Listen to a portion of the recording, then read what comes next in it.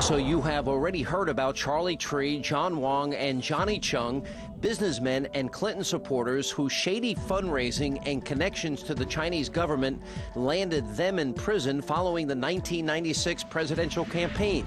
But the campaign finance scandal of a decade ago wasn't just about money being funneled through straw men and offshore accounts into the Clinton coffers. There was much more to it than that. Questions were also raised about the frequent visitors to the White House, many of whom gave significant amounts of money to the campaign.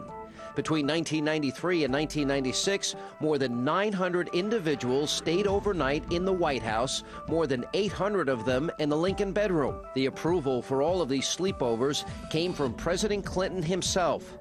The handwritten note on the top of the memo indicated the president personally signed off on political supporters staying the night, many of them later giving money to the campaign. The memo was addressed to Terry McAuliffe, then a fundraiser for the 1996 Clinton campaign, later chairman of the Democratic National Committee and now chairman of Hillary Clinton's presidential campaign. Although the alleged selling of the Lincoln bedroom never led to any charges being filed, it did open the door to other scandals.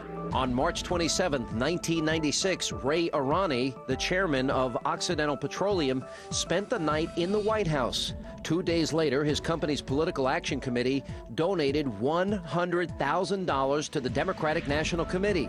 The company had long and well-established ties to then Vice President Al Gore. The story was just one of many fundraising stories involving the vice president that would be investigated. The most famous of these is the Buddhist Temple fundraiser of April 1996. The event was set up by DNC fundraiser John Wong, who we already told you about. The Democratic National Committee raised $65,000 from the event, but two of the nuns from the temple later testified to the United States Senate that they had reimbursed guests for their donations.